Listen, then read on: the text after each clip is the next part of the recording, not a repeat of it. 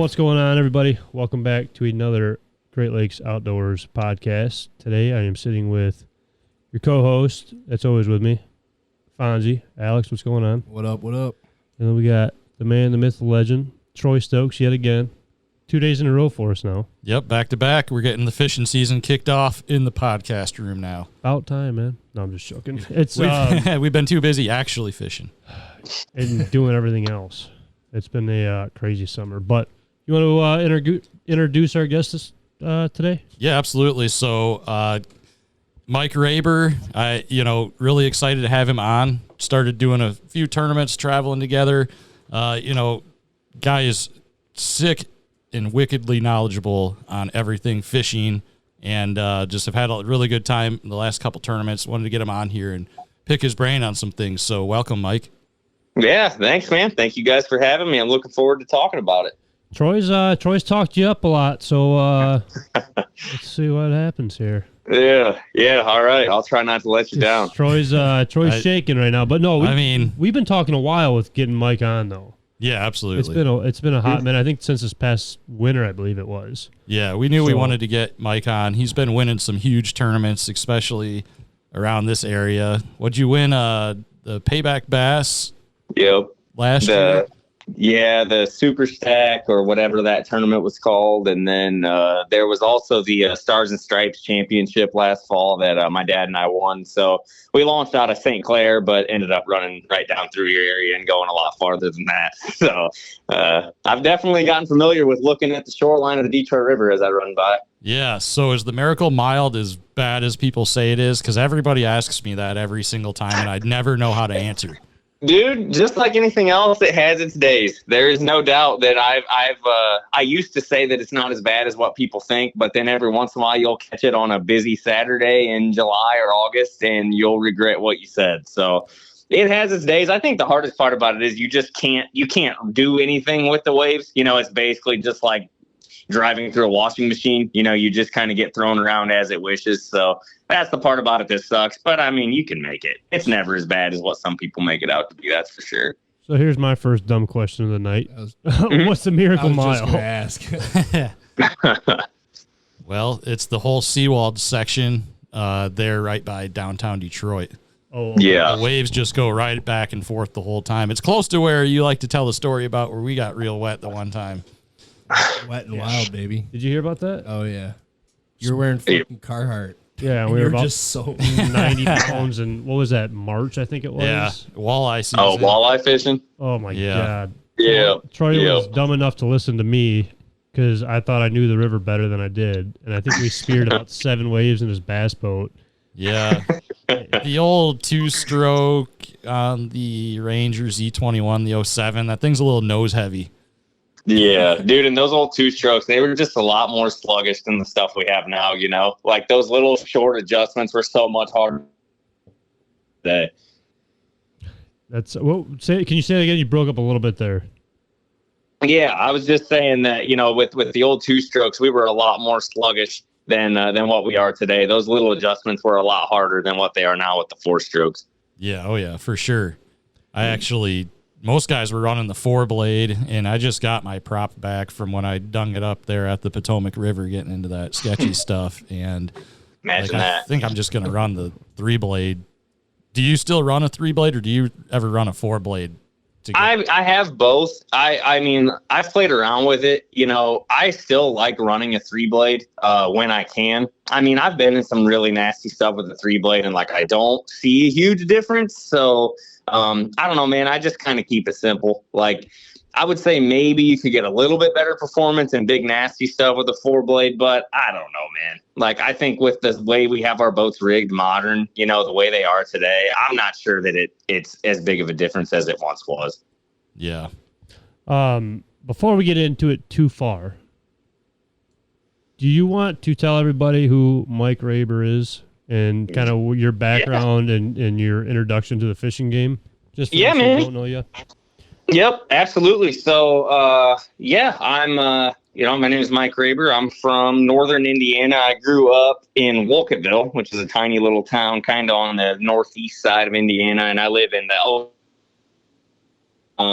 man, just like literally my whole life, I've been hopelessly obsessed with, fishing and hunting, honestly. And, in our area, what else are you going to do? So fell in love with all that. And I've been doing it all since I was a little kid. I mean, I think I, killed my first deer when I was 6 and probably fished my first tournament when I was 7. And I was lucky enough to have a family that always is in the outdoors, especially my dad. And yeah, man, then eventually it kind of just materialized into like I really like fishing tournaments. I ended up doing some BFLs as a co-angler there in the Michigan division, right there out of the Detroit River and St. Clair. Had some success, went to college, got through all that, studied marketing and advertising, basically just for the purpose of being in the fishing industry.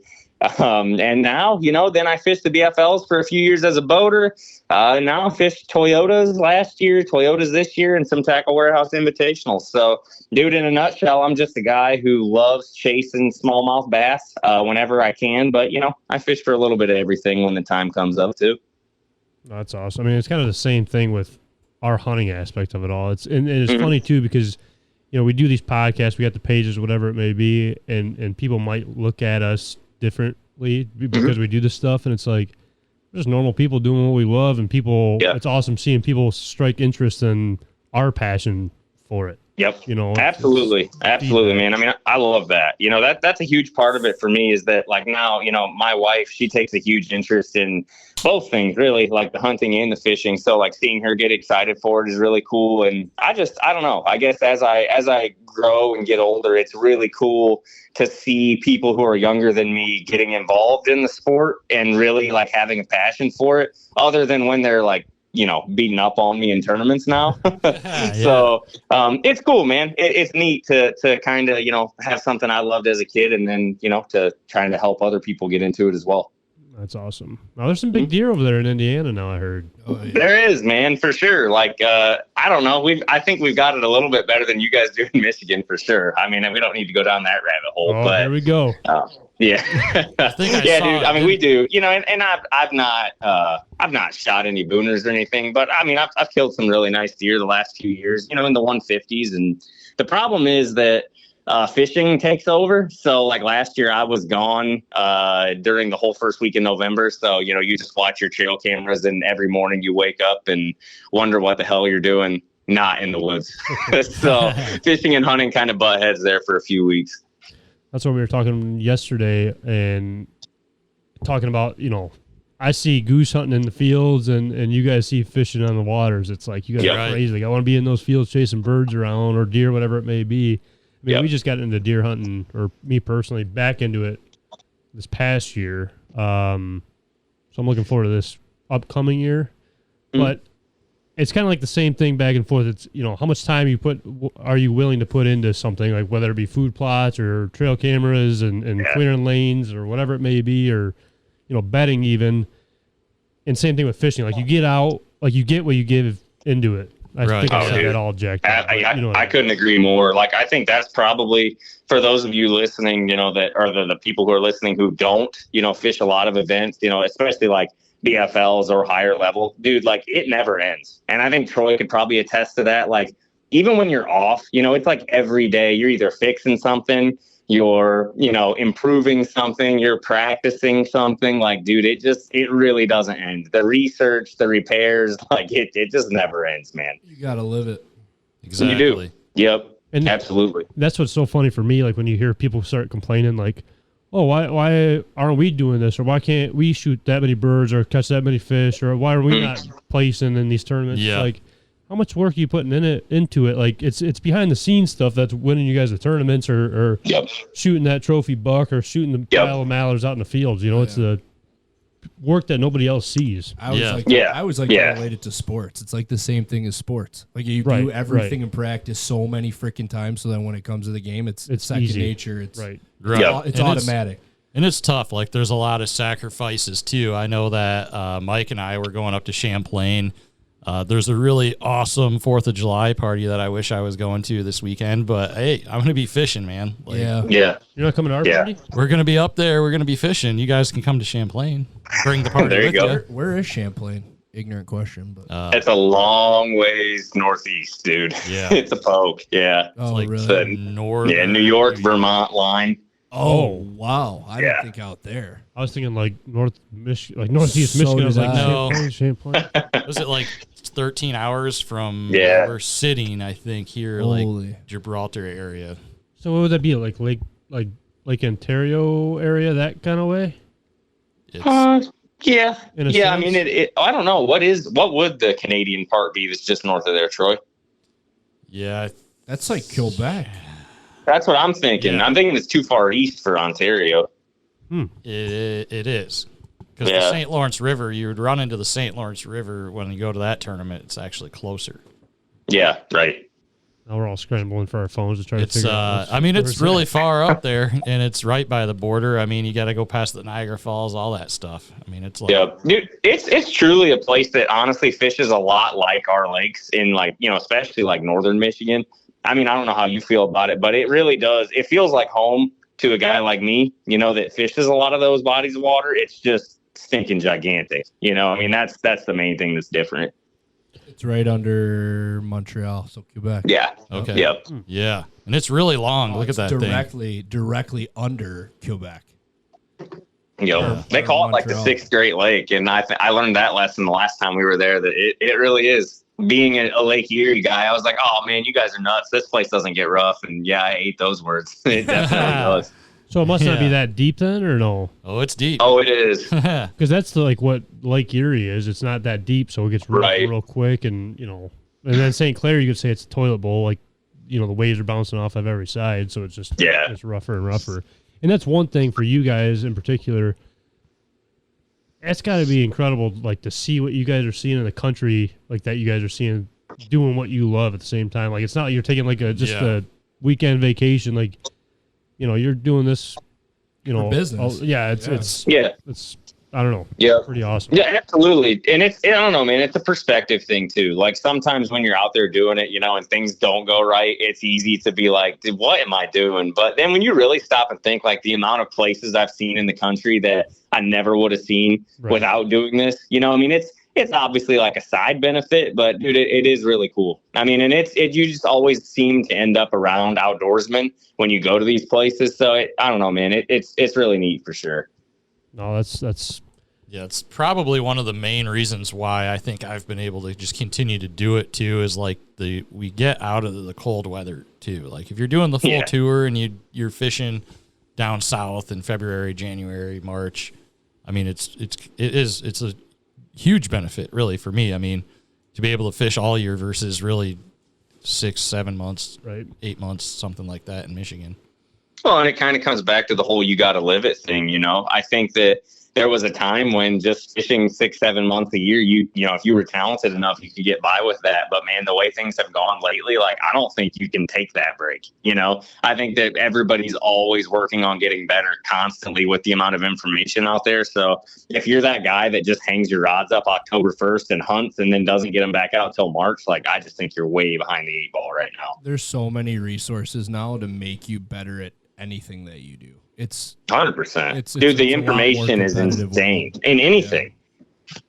That's one thing that we talked yesterday on it, which we're gonna have our local high school fishing coach, I guess you'd say. Yeah, fishing coach. Yeah. Him in here to kind of see the way that it's evolved over like the last couple of years, because I mean high school fishing is blowing up with like, especially now with technology and everything else. I mean, yeah. I don't know. Pretty crazy. I think it's pretty awesome. I think it's so sick because some kids don't want to play sports and some kids literally just want to hunt or fish, and to be able to do it on a team and do it for your school, man. I mean, that'd go be to absolutely college for it and get a scout. What more could you want? Right. Yeah, I agree. I mean, like, looking back at it, I played baseball, like, through high school and whatnot. Dude, if I could go back, I wouldn't even have done that. Like, I just would have fished every day. Right. I mean, it's one of those things, like, your odds of, running off and going to the majors are, basically zero. And, you can enjoy so much more with fishing. And the other thing is there's no deadline. I mean, you can have a good fishing. Well, I don't know about it anymore, but there was once upon a time you could be a great fisherman in your 50s and 60s. You know, now it seems like you got to be like 14 years old or else you're past your prime. Right.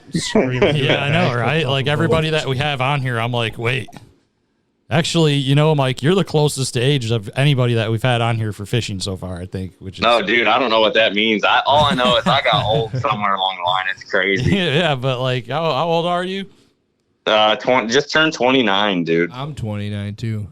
Yep. Yeah, Troy, you're old as Dude, it's a really bad Yeah, age, man. Like you just wake up and you're like, Yeah. oh my god, My shit hurts, man. dude. I'm like only walking 29. around, you know, kneeling down, working on the boat, and I'm like, God, why do my legs hurt, man? What is wrong with me? I know. We helped. Short story short, we helped Kyle's sister and his brother-in-law pick up a couch to move out of the house he just bought from his sister. And dude, the minute we put the couch on the trailer, I was like, my legs are sore. Yeah.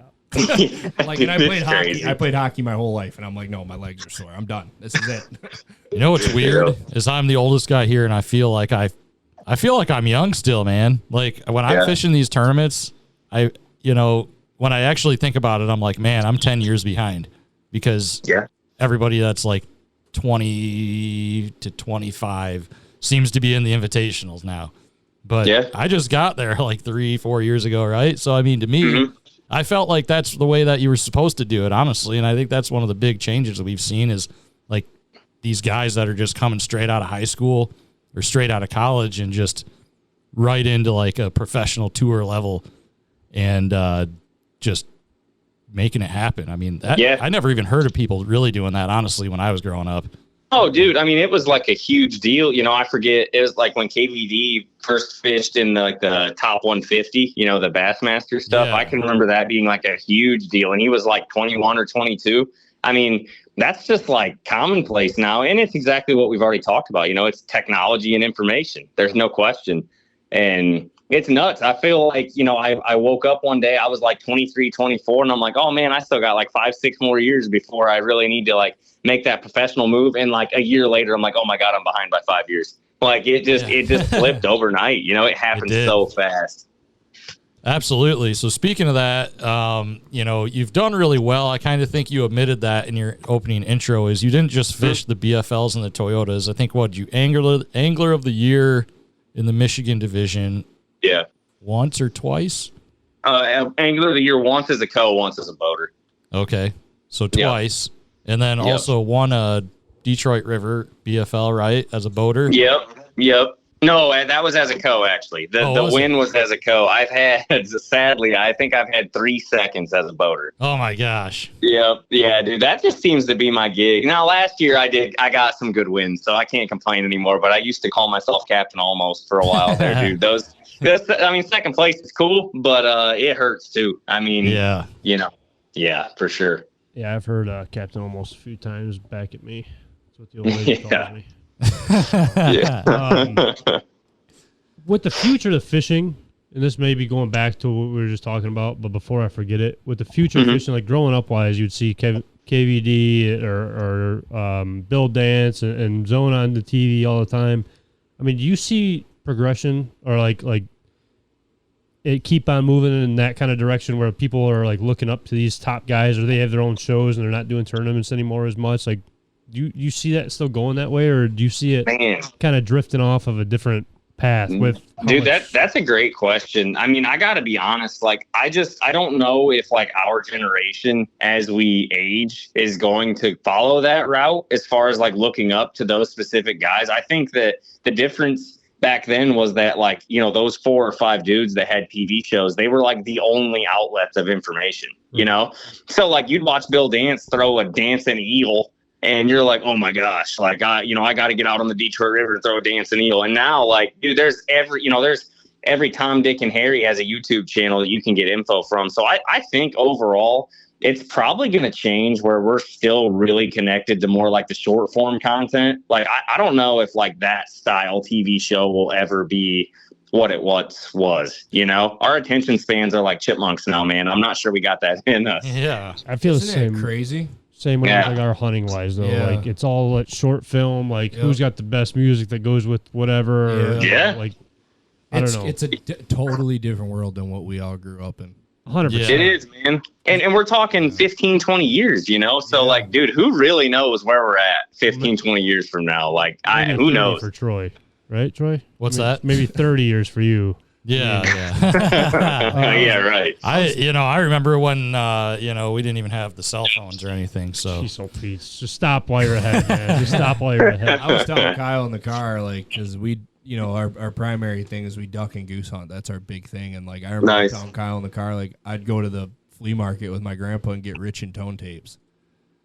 Yeah, and watch like duck calling and goose calling hunts and competitions and stuff on VCR, like, and I just thought that was the coolest thing in the world. Oh yeah, dude. I mean, I would wear out the tapes on, like, I remember it's like Winning Bass Strategies. KVD had a VHS. I swear to you, man, I guarantee I watched that thing 150 times when I was like 7 years old. He's on Kentucky Lake in one of them. Yeah, dude. Heck yeah. I mean, I watched it so religiously, like, and I was just, I don't know. I guess from the very beginning, I was like, everybody around me is like, man, this kid is like hopelessly addicted to this stuff. And and then I remember like Woo Dave's at Lake Michigan in the Classic in like 2000. And I'm like, oh man, that's right by my house. I can go do that. It's crazy. Yeah, I don't know. I think with social media being such a huge thing nowadays, it makes it that much harder to really get your name to that certain point. Yeah, and it is. Especially with all the young kids coming up, which isn't a bad thing by any means, but all like the talent coming up through high school and college and everything else. It's, I don't know, it's just a different time that we're living in with the outdoor industry. Yeah. Yeah, 100%, man. It's like a normal guy, like, like me.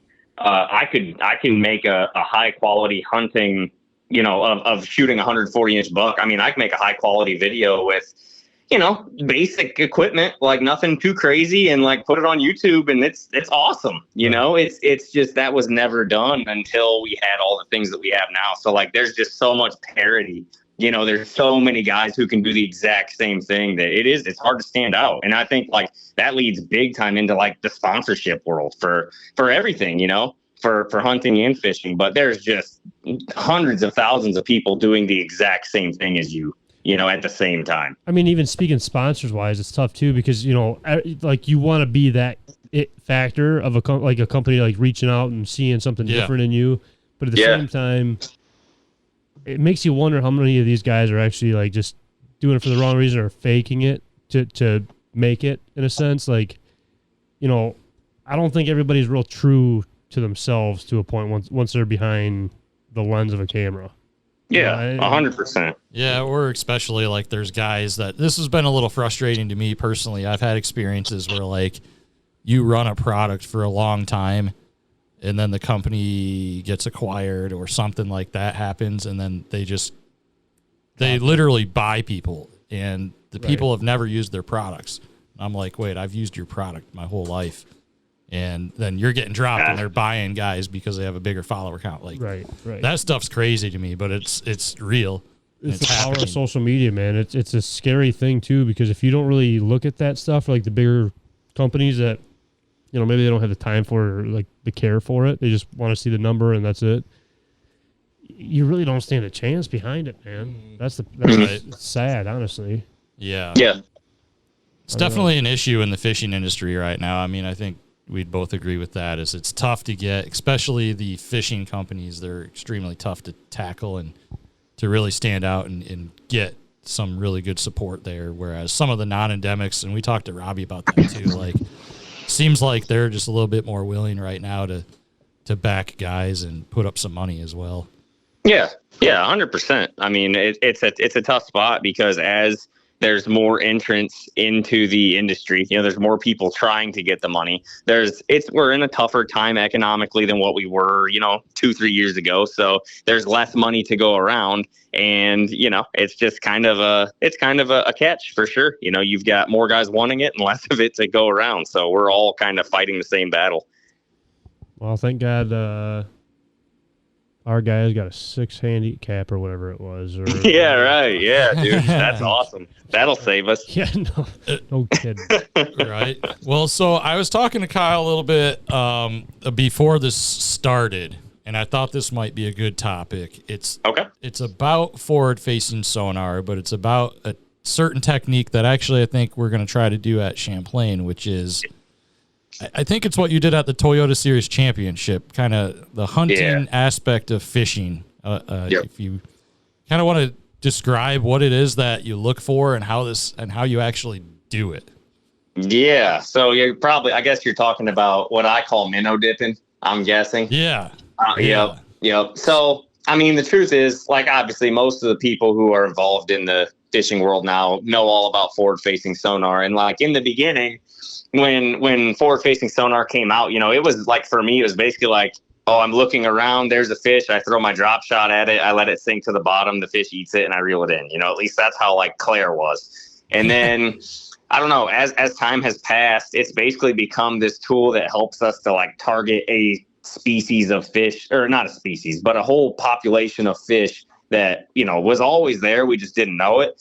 So basically now, I mean, what you're looking for is like these fish that you target with the minnow, jig head minnow, not a live minnow, just for those of you watching, but, an artificial lure, is that they're out and they're roaming in open water, like, literally in open water. No, they're not paying any attention to any cover, any structure. It is just about food, and that is it. So really what you're looking for is areas out in the open where there is a lot of food, a lot of bait fish swimming around. And typically that is the number one factor. If you can find the bait fish, you're going to find the bass. I mean, that's exactly how Table Rock's set up. And, we've got a lot of inland lakes here and like, mostly like southern Michigan, central Michigan that set up the exact same way. And it's a technique that is like absolutely dominant in bass fishing right now.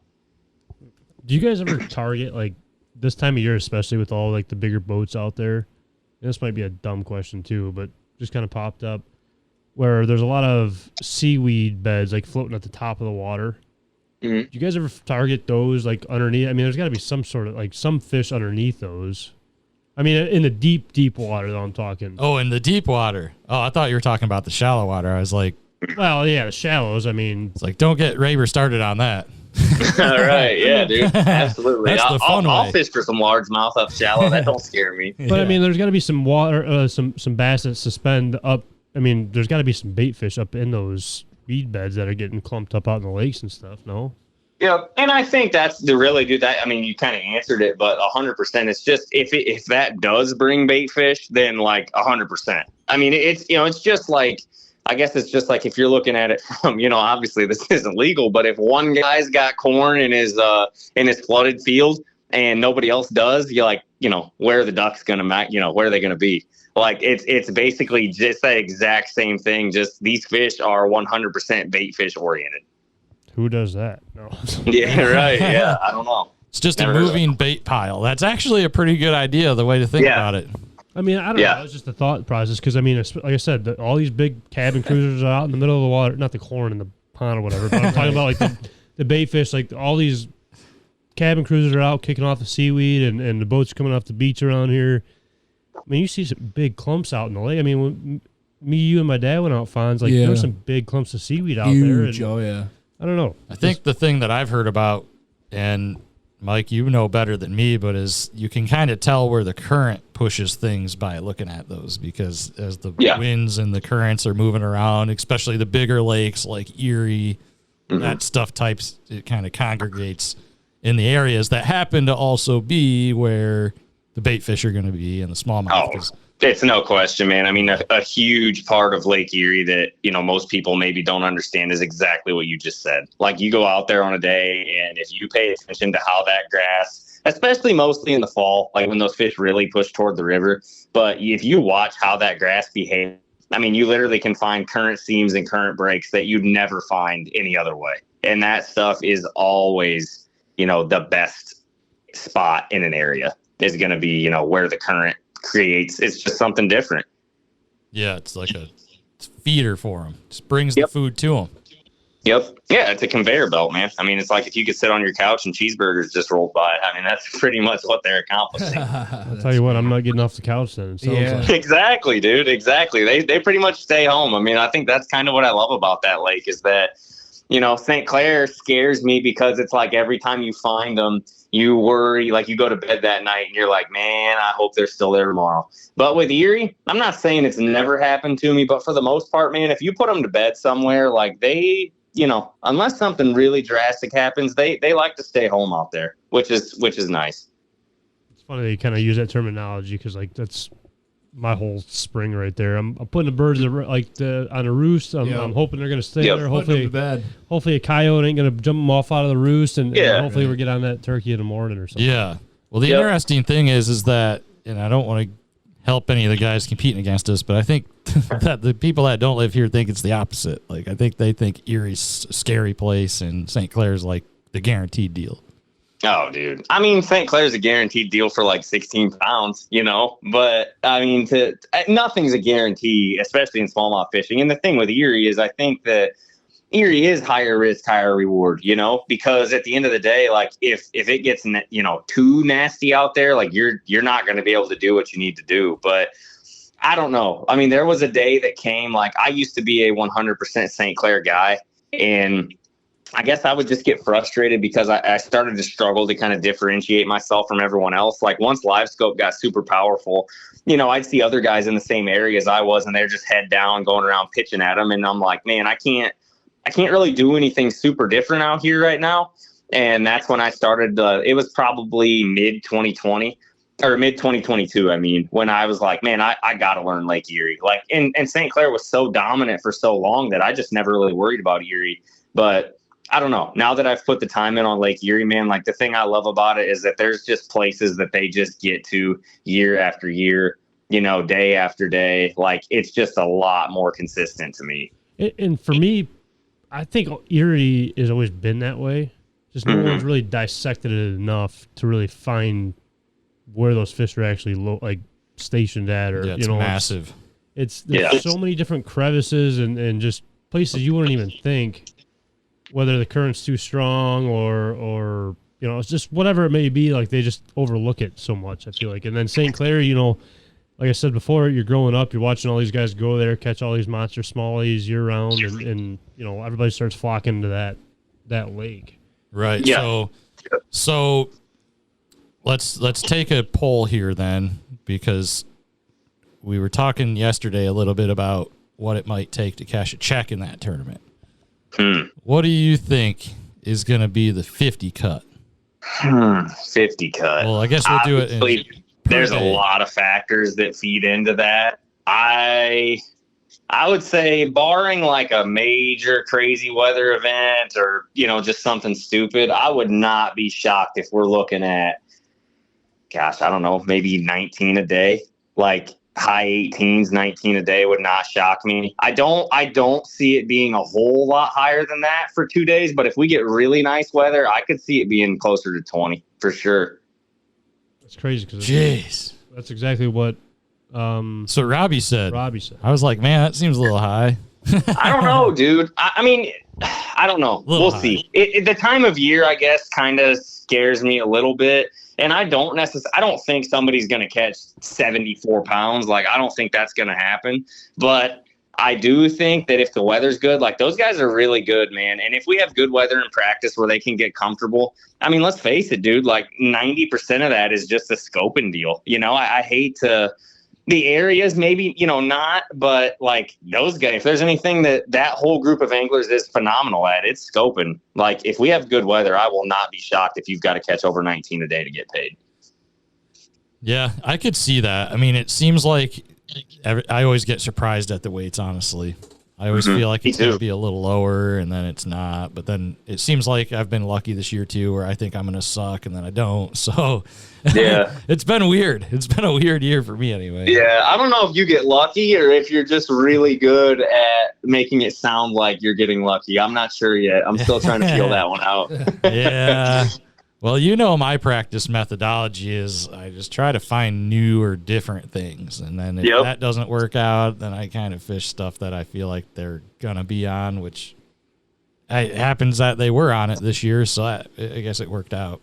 Yeah, I mean, and I think there's, everybody does the deal a different way. Like for me, I mean, I'm not gonna lie, I like finding places that make me feel warm and cozy inside, dude. Like I love it. I mean, if I can find something that, like on Erie, for example, if I could just find a place that had them, like I found before, like where there's just 100 of them there, I'm like, oh yeah. I like to get settled in and kind of really understand an area, but everybody's different, I mean. Everybody does it different, just like with any sort of hunting or any other sort of fishing. Like we all have our own ways. Yeah, absolutely. I mean, I get more worried too, like when we're at the home water, just you're going to have to be in and out because you don't want people to see where you're at and start drawing them over. Yeah, I mean, you're the dude that lives there, so they know all about you. I'm not so worried about it, dude. I mean, after the performance at Champlain, I think if they see me, they're probably going to go to the other lake. So I think I'm good. I don't know about that, man. Well, it seems like that one hole that we fished on, it seems like everybody's fishing there now that you were telling me about. Like everybody goes to that spot now. Yeah, that is the problem. But, well, let's get off the topic of the river and Erie and stuff. You work at Tackle Shack, correct? Yes, sir. Yep. There, it's in Middlebury, Indiana. So last time I was with you, you were giving me some pretty good secret baits and secret color options, which I made some purchases.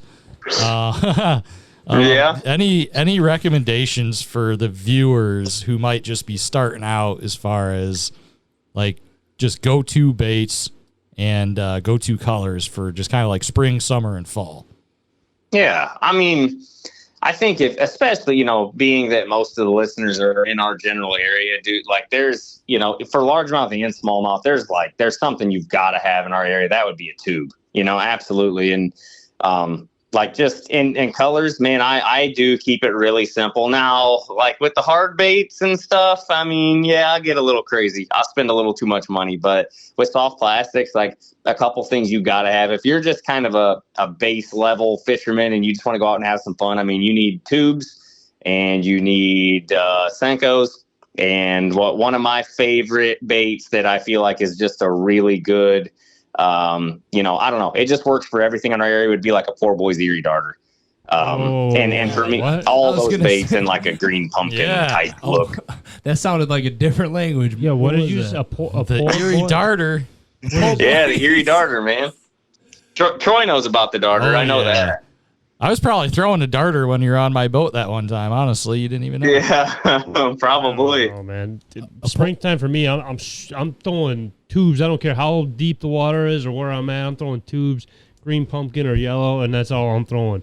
Summertime, I'm throwing a paddle frog. Sayonara. That's all I got. Yeah, dude. Hey, that's all right. That's two fun things to do. I was telling Troy the only two things that I bounce between are chatterbait and spinnerbait. Hey, man. Chatterbait catch a lot of big fish. Yeah. Dude, it does. I'm a chatterbait guy myself. I absolutely, that's a part of my game plan, like anywhere I go in the country. And I would say for sure, like that would be another bait that, dude, it is so powerful. Like I have caught them everywhere from the St. Lawrence River to Table Rock to Florida. Like a chatterbait is just phenomenal, both largemouth and smallmouth. Now, I know spinners. You could use like that tail, right? Like the separate, like a second, like a trailer hook. Oh yeah, yeah. Is that like legal in the tournaments or no? Like a trailer hook off of like your chatterbait or your spinnerbait? Yep, it is. I mean, a trailer hook is for sure. I mean, every tournament organization is different, but trailer hooks are pretty much legal no matter what. Okay, for sure. Because I know like the Alabama rig ain't, right? Yeah, that just depends. So like with MLF, you can throw an Alabama rig in BFLs and Toyotas, but you can't in the Invitationals or the BPT. Man, look at me sound like a bass guy already. Jeez. Yeah, dude, you know all about it. Starting to learn. Yep. He might be one of those dudes signed up for the tournament, Troy. Yeah, probably. I'm a sleeper, man. I accidentally took him to one of my best spots one time too. So hope now all of a sudden he's fishing the tournament. Yeah. He'll keep it warm for you. Don't worry. Well, I told Troy some good spots yesterday, so I think Mike's coming in for the in-person, right, as well? He is, yeah. Okay, so if you, like I told Faber, or no, I told God, Robbie yesterday. bring a case of beer. I might be able to slip a note or two over to you and help you out. There you go. There you go, man. Not to cut you off, though, back to the colors, your main colors for the fall. We got kind of off topic there. But. For the fall specifically? Well, just in general, like your top colors that you're using for those. Oh, yeah, man. I mean, top colors, like you cannot sleep on green pumpkin. Just straight green pumpkin works in basically every lure. Getting a little bit sneakier, I guess, if you want to talk more about smallmouth. Poor Boys has a color. It's actually called smallmouth snot. In the darter, that is a crazy good color, and that's really good for largemouth too, I guess. I mean, it's purple flake, kind of a roadkill looking color. I love that one. That's a deadly one. And then for the tubes, I actually have a color series out with Poor Boys. It's called the Raber's Erie series, and we made basically what I did was just made a version of every bait fish that I think really matters in our area. So we've got Misty Magic, which is like a smoke purple, so that's your shad, alewife looking color. We've got Raber's Roadkill, which to me, it's just like a dark brownish with some gold and some purple. That's like a goby. And then we've got Ugly Mustard, which is my perch imitator. And to be honest with you, man, like those three colors, if I'm smallmouth fishing, I mean, it's one of those three colors every time. Yeah, I love that roadkill color, actually. Yeah. Just learned. I don't know what it is, man. Roadkill has just, like, from the very beginning for me on Claire and Erie, like, that's just always been kind of a go-to deal. Yeah. Yeah, I've had that color, like, I don't even know who made it back then, but roadkill's been around for a little while.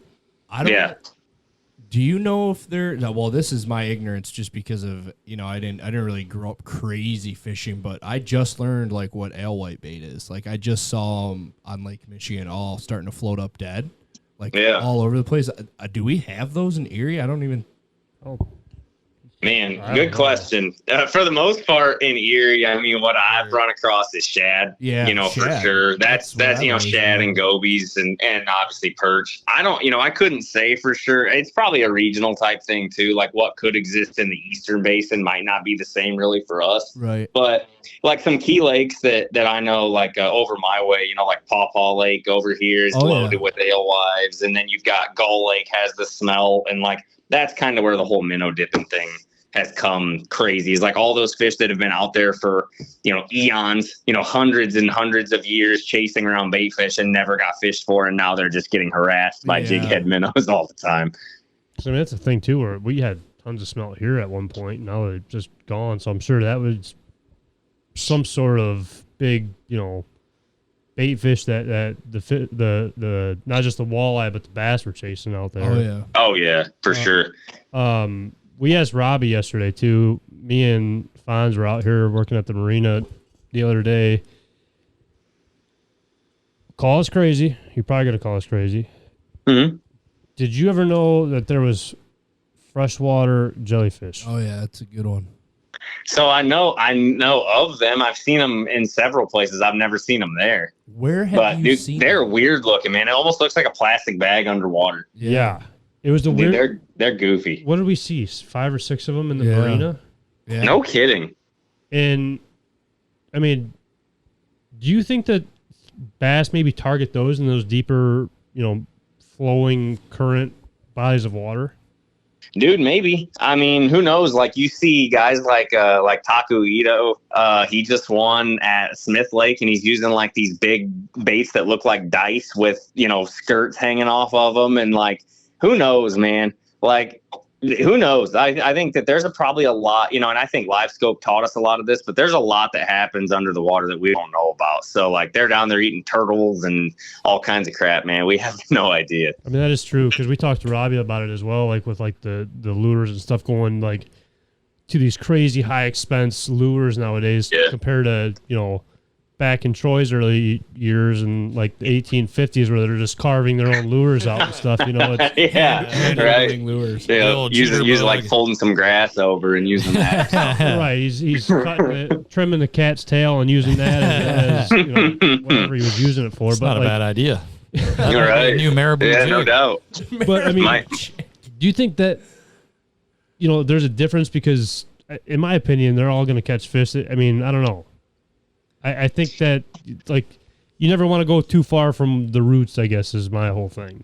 And I could be way off on that. There's like so many different ways of looking at that. I think that just like anything else, like if you're going way outside the box, you have a really high odds that what you're doing is going to suck and it's not going to work at all. But like when you do strike gold and you find that one area or you find that one technique or that one bait that's like way different than everyone else and it's actually working, like I think that's how you win tournaments. It's pretty rare to just go into the middle of the crowd and win a derby. I mean, it happens, like especially on a place like like where we fish a lot, like the Great Lakes. I mean, it can happen, but I would say the more that I travel, like typically if you can find something, if you can be the first guy on a deal, like if they were to target freshwater jellyfish or you figure out something goofy like that, like that's huge, and typically you're not going to have that to yourself for long. So you got to make it count while you got it. I mean, especially if like in your standpoint, like having your own,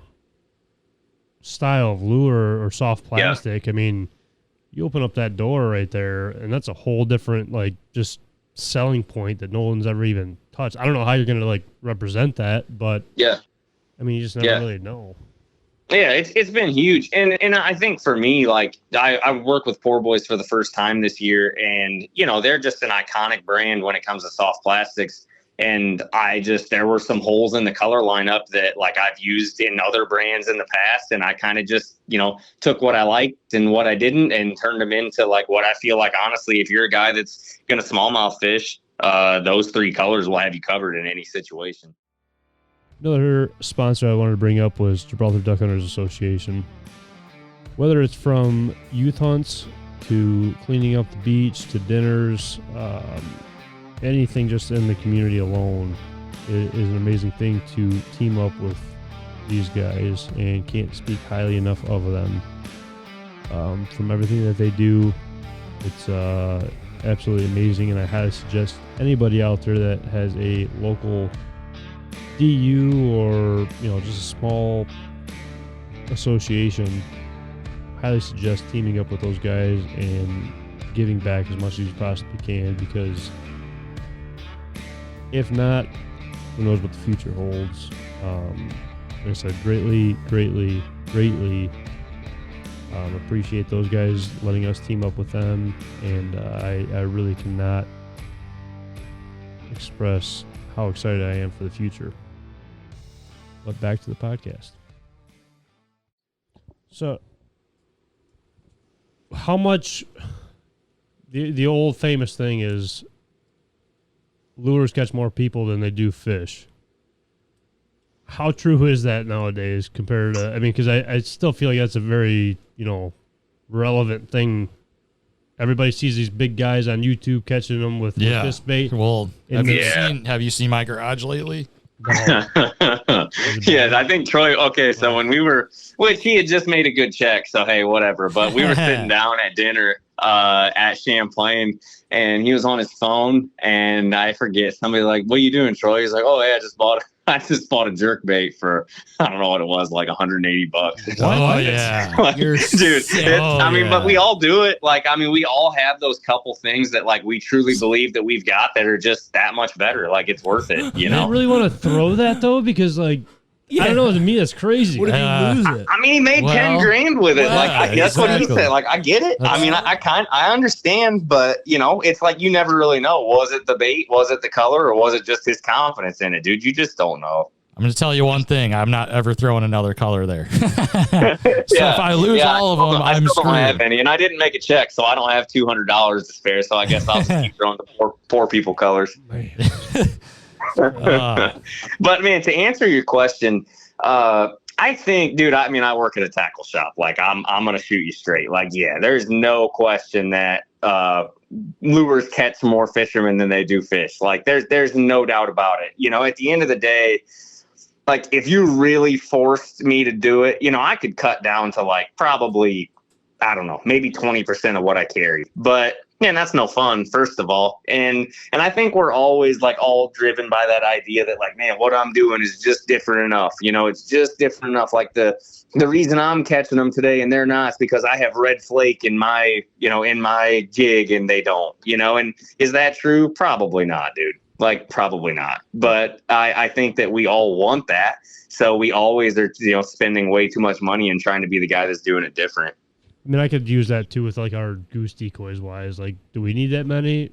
Probably not. But I'll tell you what, I'm sure glad we have it just in case, Yeah. Yeah. But then, for that question, it's to get the kids to understand that, like the high school or like the kids getting into it. It's like, listen, just stick to this. I know it might sound stupid, but just trust me on this. Like, you don't have to go out and buy that $40 swim bait or whatever it is. Like, just stick here and you'll be all right.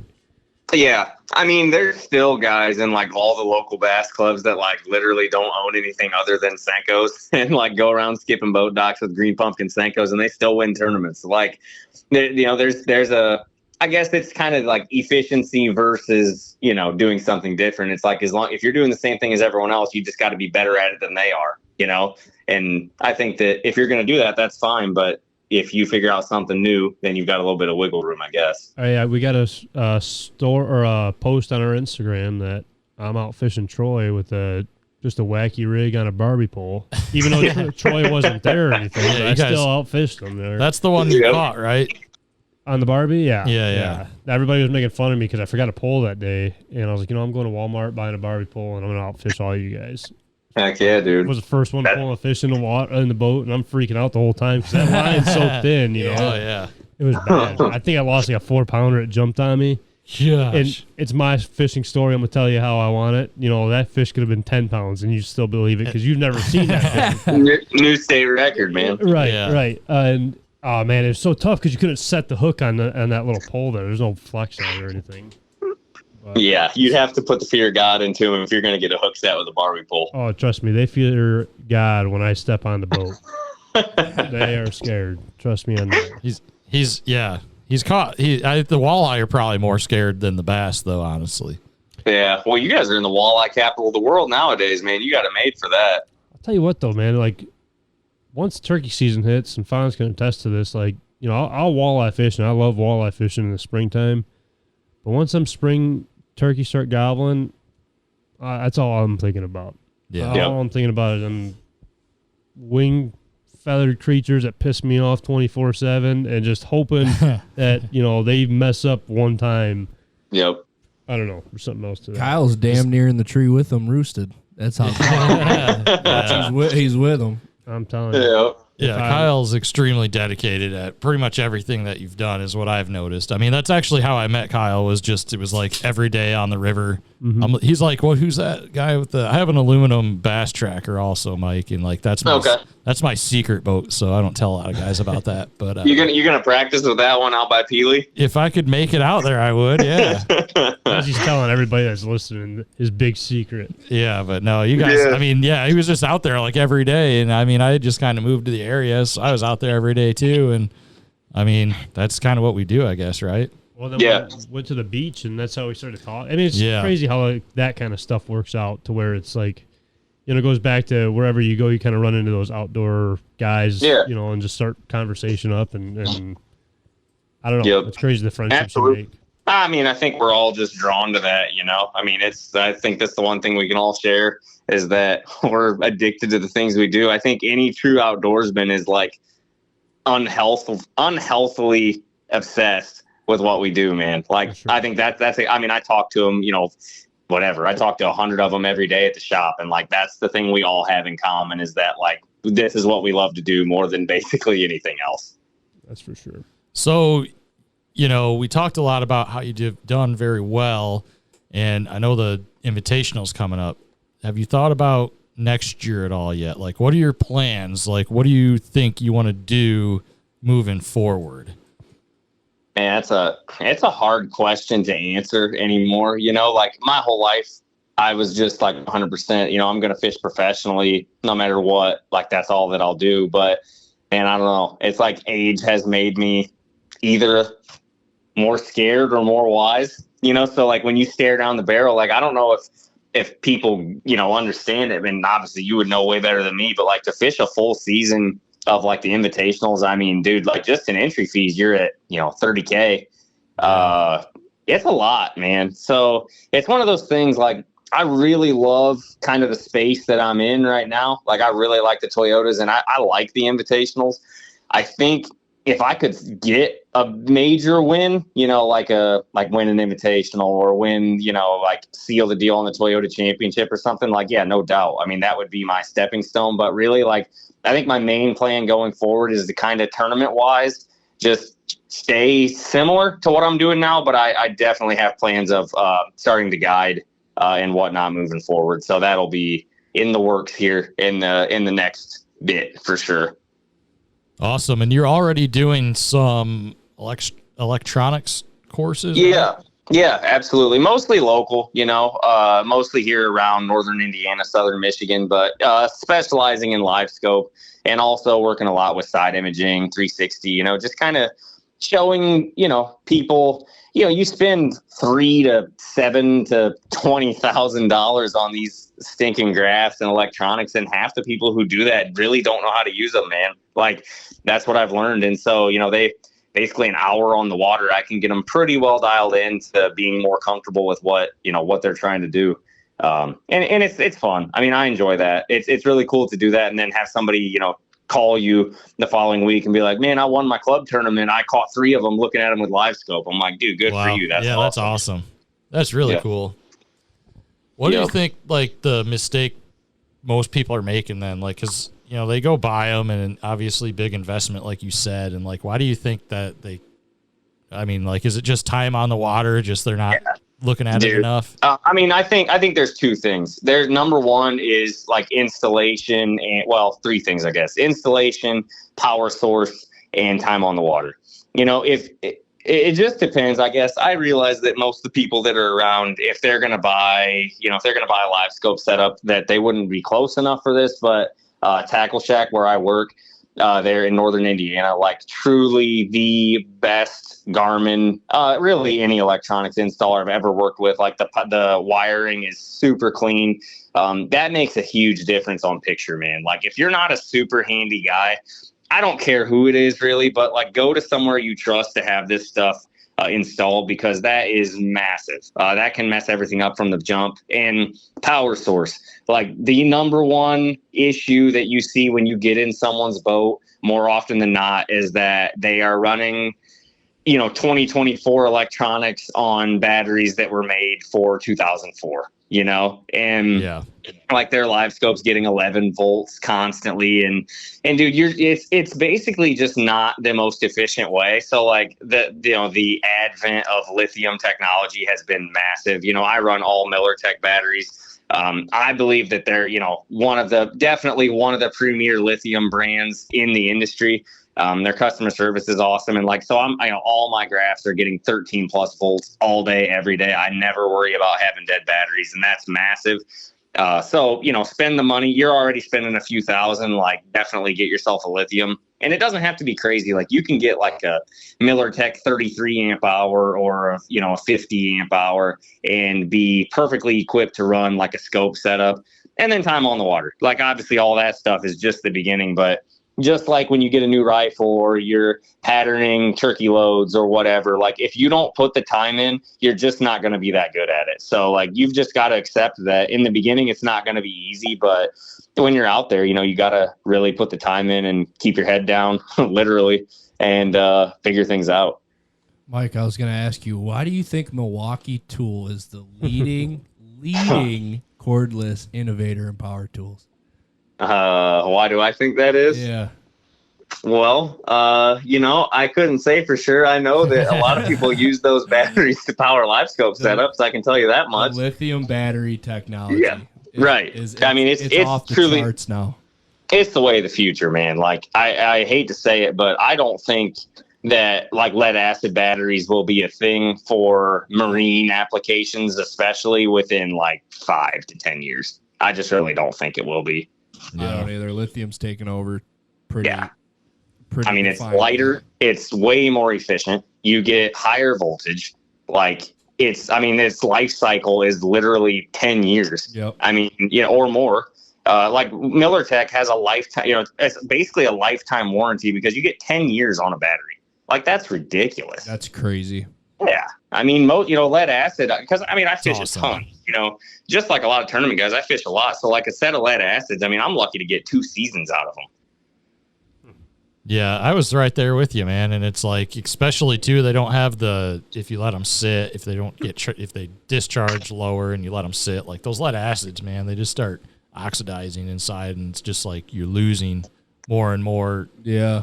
Every single time that you discharge them, where like the lithiums, you can go to 50%, let them sit for 3 weeks, recharge them, and you don't get any loss there. Oh yeah, and I think and I get it, but a lot of people are like hesitant on lithium technology, and even for like that was me 3-4 years ago, guys. I can see anybody listening to this, like if you're thinking about it, you got to do it. It's completely a life changer. I mean, this year when I took all my trolling batteries out and swapped them out for Miller Techs, I think like I basically took 275 pounds of batteries out and replaced it with like 39. It's ridiculous. I mean, it's stupid. Like, I mean, my boat literally gained like 3 miles an hour. Not that I really care about that, but like, it's just insane what you can do. Yeah. Even for guys that aren't like professional anglers, just the maintenance aspect. And if you're pulling them in and out, like, especially in Michigan during the winter, guys like to pull the batteries if they have their boat outside and stuff. Yeah. My dad does that, and being able to just pick them up, even if, I mean, especially if you're a little older, like, it's so much easier just to do everything. Oh yeah, dude. I mean, I'm in my 20s barely, but I'm still in my 20s. And like, you rip a Group 31 AGM battery out of your battery compartment, like, dude, that's a freaking. I mean, that's a job. That's a job, Yeah. I know even out of my boat. So I know with like our lithium batteries, because I don't think I told you this, but I work for Milwaukee Tool. Oh, nice.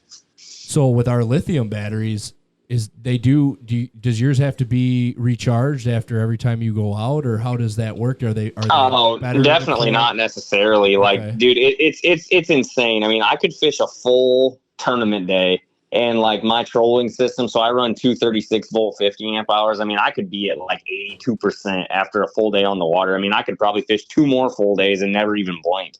Really? Yeah, okay. I can be. I mean, it just depends. I mean, it obviously it just depends on what you're actually doing. Like if I'm in practice and I'm trolling around, looking for beds, looking for smallmouth beds, then yeah, I'm going to eat up my battery a lot worse. But for the most part, like an actual fishing day, I mean, I probably don't use 25% of my capacity. That's crazy. I'm going to have to look into this Miller Tech. Yeah. Yeah, man, they're great, especially on the marine side of things. Like they've gone super aggressive. Like they're in almost, most of the pro boats out there, and guys are loving them. So we've sold a ton at the shop this year, and I mean, so far all positive. It's awesome, man. So I've got a couple more questions. You guys got any specific questions honestly, left? I'm just listening, listening and trying to retain. So, I got one more. Well, it's Alyx. It's up to you. If you want to say go ahead. This is for both of you guys. This might be the dumbest question of the night. I don't know. No, it's a good question. I think it's a good question. So yeah, I think so. Me and Alyx think so. So yeah, screw it. It's got to be a good question. Right? All right. Hey, dude, that's 2 out of 4. That's like close to the majority. Go for it. Yeah, and who are you two for saying anything about fishing, anyways? Right. We're the real fishermen here. Just some dudes. So we've been having a lot of warm winters, right? Yeah. And the seaweed seems like it's been coming up thicker and earlier than previous years. Yep. Do you think that's helping the bass population and maybe the numbers or the growth, or, changing up like the fishing aspect, like how you guys are fishing them? Because a lot of these weeds, especially in the springtime, like early spring, they weren't as bad as they are like the past few years. Like it's never been like, usually it's wide open for, I can't tell you how long. Oh yeah. It's bad. I mean, is it changing anything up for you guys? You want to lead off, Troy? Sure. So a couple things there, right? I think if you leave them be, it makes the fishing better. But unfortunately, in the inland lakes, when the weeds get tall fast, that's what gets the people riled up, and then they want to go out there and spray them. Right. And that is hugely detrimental to everything, including if you want to water ski, because when you kill all the vegetation and then they run boats around, all you get is a big muddy lake. And for the boat owners or the dock owners that don't like guys fishing boat docks, That's why they're fishing your boat docks too. It's only cover left in the lake. Exactly right. So just a bad idea in general. And real quick, I went to the like Crooked Lake, since we're off limits, up in, I guess it was Lake Michigan. I know there's like 15 Crooked Lakes, but they were using weed cutters. Those things are freaking awesome. Like, that's what Gibraltar uses. Yeah, those are the way to go. Like, if anybody's listening to this, that's part of like a lake association, look into like weed cutters, because they're gonna cut it down. I think they can get down like 5-6 feet or something. Yeah, you're not gonna run into it if you're driving around boating. The fishing's gonna be awesome. It's just a win-win. Yeah, crazy. 100%. I mean, do you think that's helping with? I mean, not letting Mike talk yet, but like, do you think that's helping with like the growth of like bass population, or like the size that they're getting to? Because I feel like it's adding more cover and more bait, and I don't know. I could be off on that, but I could be on. I don't know. I mean, I think kind of feeding off of what Troy said, I think if they'd leave it alone, dude, it'd be the best thing that ever happened to our lakes. Like, but they don't. And I guess I can't speak for your guys' area a ton, because really all I fish there is, Erie, Clare, and the river. But like down here, oh my gosh, man. I mean, it's horrible. And it gets worse every year. It's like, you just can't continuously do that. I mean, it's, it's terrible. The grass has been more, it's been thicker and heavier than ever these last 2-3 years, because we just haven't had much of a winter. But basically, you get phenomenal fishing from, March, April, and then sometime, typically, unfortunately, right in the middle of the spawn, like mid-May, here come the spray boats, and dude, it's just the raw deal. They basically clear every oxygen-producing piece of cover out of the lake, and then there's a fish kill, and the water gets super muddy, and it's just bad for everyone. Yeah, 100%. So that kind of brings something else up about like the invasives too. And this is a little bit of a rabbit hole, but like when you kill all those natural weeds, then it just lets things like that, what's it called? The starry stalwart? Yeah, starry stonewort. Starry stonewort. It's either that or stony starwort. I know if Heath Wagner hears this, he's going to be very disappointed I didn't know the name. But I mean, we're seeing that in our lakes big time. It's popping up everywhere. Me and Kyle what is lost. that? What is well, you don't. Yeah, it's good that you haven't seen it. It looks like a freaking like kind of greenish yellow magic carpet. Yeah, it's literally just a carpet of uninhabitable grass, basically. You see them in the ponds, and it grows like it'll grow. It can be in like 15 feet of water, but it'll only be like a couple feet under, and it creates an entire barrier. Yeah, like fish don't go through it. It's like, at least I don't think they do. No, definitely not, man. Is this from like the spray and stuff like that, or like the chemicals are going into the pond? No, not really. It's just what happens is when you get all the native weeds and vegetation out of the lakes, this stuff can just take hold. All the invasives can actually, and it's a lot harder to kill that. It's in a little lake that my dad lives on, and like you have to use a lot stronger chemicals to get rid of it. And starry what? It's either starry stonewort or stony starwort. I think it's starry stonewort. I'm pretty sure that's right. I think so, yeah. Yeah, but I mean, you're right. And basically, like, for the people who might be listening who don't fish as much as they hunt, if you were to do like timber stand improvement, like in your area, the whole point is you clear out that canopy a little bit so that things below can grow. Well, it's a good thing in that case. But really what we're doing is just depleting the forest, and then weeds are taking over where the forest was. I mean, that's kind of what we're doing on the fishing side of things, unfortunately, is that when they spray, they're just killing everything. And then there's a barren area that's getting sunlight, and things like this are starting to grow. I mean, is this basically like the vine of underwater is what that is basically? Like it's like a not a seaweed where it's like, branches off, but it's just real stick-like kind of thing. That's what it looks like in the picture. It's like a weaved fibrous carpet. Yeah, it's so weird. Does the flower itself on it come up above the water? Typically it's too deep, like I mean, a lot of the places where I see it a lot are like it'll be 10, 15 feet deep, and it just covers like that bottom 4 feet of the water, the 6 feet of the water, where it's just literally like the fish can't get to the bottom. Yeah, I don't think it comes out of the water, but like my dad's like has it. You've probably fished Randall Chain, Mike. Yeah, absolutely. You know that one lake that's all the way at the south end? Yeah, cemetery, I think. Yeah, is that lake completely covered with that stuff still? Oh, yeah, it is. Like, I mean, if you're shallower than, I don't know, if you're shallower than 10 feet, it's a complete carpet of that stuff. Gosh. Hmm. See, that stuff's scary to me, man. That's devastating to a lake. It's crazy. Yeah. The difference is like, you know, we got our stuff in like the waterfowl industry that we're scared of. And then like that's a whole different like just realm of stuff that goes on in the water for the bass fishing community. Different you know, world. and it's got to be the same thing for every like, you know, person that's targeting some species of some sort. You know, I don't know. It's just kind of crazy to me that there's stuff that you just never even hear about for other. I don't know how involved we are with everything, and it's like there's even shit me and you still have no idea. Right. I don't know. It's wild to me.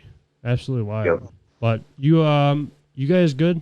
You guys got any other questions for Mike? You got that written down, right? He said 19 pounds, 18 3/4 to 19 pounds for the top 50 cut. We'll see how I feel about that after practice. That's what I'm saying. Comparison. We're gonna keep track, because if we can get back in this studio in person, hopefully yourself, Robbie, we can make it happen on. It's gonna be what, July 25th would be the day, I think. I think so. I forgot to write that down. So hopefully we can make that happen, and we can give guys a little preview on what we think. What did you say, Troy? I said 18.5. Yeah. You did? Yeah. I thought a little lower was probably gonna be the ticket, but. Yeah, I don't know, man. I seem to always, like, if I let myself believe that, then it'll be like 20 and I'll be like, oh man, what the heck happened? So, you know, but we'll see. It's you know, the BFL weights were a little all over the place. So, who knows what's going to happen. Just to be clear, you said 19, right? Yeah, I would say 19. Okay. Yeah. All right. Just want to write this down. That's all. Yep. All right. But no, anybody you want to shout out, or you know, shout out your social media, or anybody that you want to mention? Yeah, I mean, I would love it if anybody watching, you know, definitely feel free to follow along. You can find me on Facebook, just Mike Raber. You'll see I'm the dude with all the fishing pictures, and then Raber Fishing on Instagram. I try to keep all that stuff updated pretty good, and yeah, man, I just super grateful. Like, all my sponsors are featured there on my socials. And also, you know, anybody who's on here who is in my general area who wants some training on some electronics, definitely hit me up.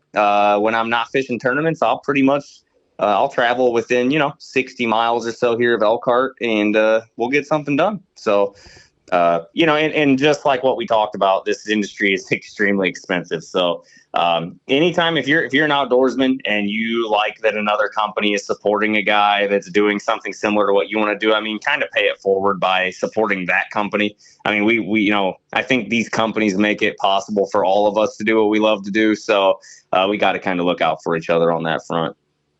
For sure. 100%. 100%. Yeah. Well, thanks for coming on, Mike. Really appreciate the time. You know, looking forward to going to Lake Champlain with you here this weekend. Hopefully we can both catch some big smallmouth and cash some checks. Absolutely, man. I think it's going to be fun. You know, I'm ready for some redemption. You had a good one last time, so I think it's time to let me have the spotlight for a little bit. It's time. We'll see what we can do. I'll give you, you know, if you take first and I take second, I'll be happy. Hey, dude, I'll take it the other way, too. I'm not too picky. Time for Mike to buy a $190 chatterbait this time. Yeah. There you go. There you go. Yeah, I haven't found any of those, so that's what'll keep me down there at the bottom of the leaderboard, unless I can find one on eBay. Yeah. But Alex, you got anything else? No, man. It was nice talking to you, and some great insight, man, and really nice to via phone call meet you. Yeah, absolutely, man. Good talking with you guys, and hopefully I can get back on someday. Mike, I appreciate it, and hopefully next time we talk, it's in person in the studio. I think it's after practice day, after the practice. Yeah. So we'll come in here, and it sounds like Robbie wants to lose some money in some pool and cornhole. So I'll give you a little insight and tell you, don't bet in pool if you do come. But I look forward to it, man. Yeah, I lost money. Sounds good, man. So, thank you, guys. Thanks for everybody tuning in this week. Until next time, we'll see you.